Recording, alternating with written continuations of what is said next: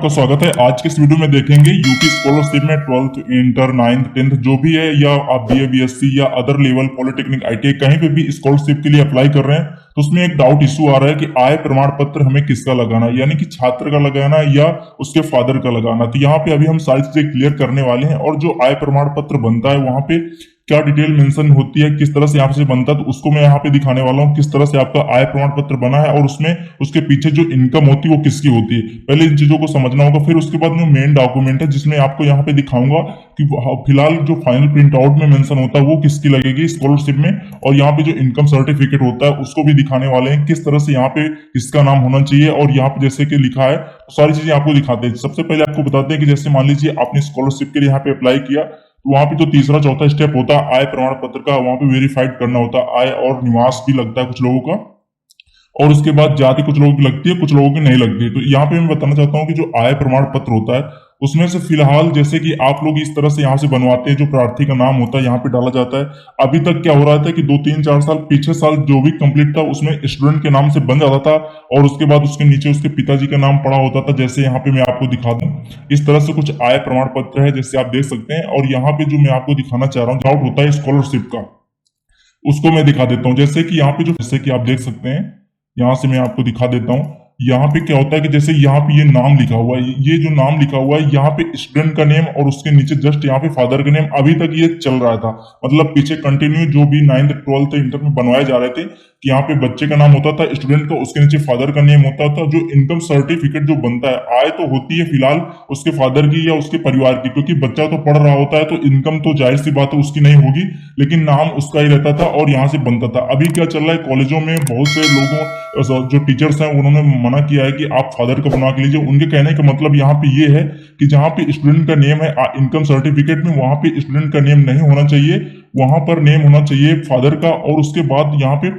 उनके जब फादर्स के नेम बनेगा तो उनके जो पिता का, यानी कि दादा या बाबा बोल सकते हैं, उनका नाम होना चाहिए। यानी कि आय प्रमाण पत्र में इस तरह से उन्होंने बोला है कि यहाँ पे जो नाम है यानी कि प्रमाणित किया जाता है, यहाँ पे स्टूडेंट का नाम नहीं होना चाहिए, बल्कि स्टूडेंट के पिता का नाम होना चाहिए, उसके बाद उनके पिता का नाम होना चाहिए। इस तरह से यहाँ पे आय प्रमाण पत्र जो कॉलेज में बोला जा रहा है, वो अभी इसी साल से ज्यादा इसका मतलब बोला जा रहा है कि आप ये वाला बनवा के लाइए। लेकिन मैं आपको यहाँ पे जो फाइनल प्रिंट फाइनल जैसे मैंने किसी एक का सबमिट किया है, आप यहाँ पे देख सकते हैं इस तरह से पूर्व छात्रवृत्ति जो फाइनल रसीद होती है, यानी जब आप फाइनल लॉक कर देते हैं इनकम सर्टिफिकेट अपलोड करने पोर्टल में, अगर आप अपलोड कर रहे हैं तो कोई दिक्कत नहीं हो रही, चाहे पिता का हो, चाहे फादर का हो, चाहे स्टूडेंट का, सारे अपलोड हो जा रहे हैं, कोई दिक्कत नहीं। इशू तब आ रहा है जब कॉलेज वाले वापस कर रहे हैं। तो यहाँ पे जो इसका फाइनल मैं यहाँ पे दिखा देता हूँ, जैसे मैंने एक लोगों को यहाँ सबमिट किया है। अब उसके नीचे देखिए यहाँ पे शैक्षिक संस्था में कार्यालय द्वारा जांच कर टिक किया जाए, मतलब कि ये डॉक्यूमेंट्स यहाँ पे दिखाए गए हैं जो आप यहाँ पे देख सकते हैं। जैसे कि मैं आपको यहाँ पे दिखा दूं, ये यहाँ पे देखिए इस तरह से डॉक्यूमेंट्स हैं, ये डॉक्यूमेंट्स यहाँ पे लगे हुए हैं कि आपको ये डॉक्यूमेंट कॉलेज में देना है, सबमिट करना। अब मैं यहाँ पे पढ़ के दिखा देता हूँ।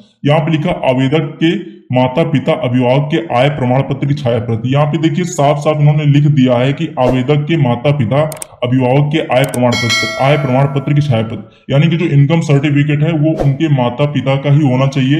यानी कि उनके कहने का मतलब जो यहाँ पे नेम है इनकम सर्टिफिकेट में, यहाँ पे जो नेम होता है उस नेम में भी उनका ही होना चाहिए। जैसे कि मैं आपको दिखा दूं, यहाँ पे बच्चे का, स्टूडेंट का नहीं होना चाहिए उनके हिसाब से यहाँ पे पिता का होना चाहिए, उसके बाद यहाँ पे पिता पति का होना चाहिए। मतलब जो यहाँ पे लिखा हुआ है मेंशन है नोटिफिकेशन में, जब फाइनल आप सबमिट करेंगे किसी का, तो यहाँ पे आपको जो फाइनल प्रिंट आउट होगा उसमें आपको दिख जाएगा इस तरह से।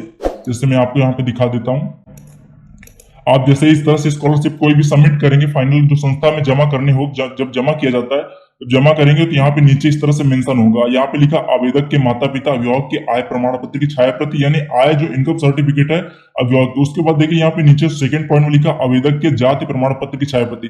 अब यहाँ पे आवेदक लिख दिया गया, यानी कि स्टूडेंट का जाति प्रमाण पत्र, यानी जो जाति प्रमाण पत्र है वो स्टूडेंट का ही लगेगा, उसमें कुछ नहीं। लेकिन आय के केस में क्या हुआ कि आवेदक के यहाँ पे थोड़ा सा माता पिता को जोड़ दे, इसलिए डाउट ये क्लियर हो रहा है कि यहाँ पे अगर हम माता पिता का नहीं लगाएंगे तो क्या मेरी स्कॉलरशिप रुक जाएगी। जैसे कि यहाँ पे पे लिखा है कि माता पिता का यहाँ पे मेंशन है, ठीक है। तो इसमें से जो लोग भर चुके हैं तो वो ये सोच रहे हैं कोई ऐसा यूट्यूब में वीडियो मिल जाए जो क्लियर कर दे कि जो स्टूडेंट का ही लगना है, कुछ ये सोच रहे हैं कि पिता के लगना।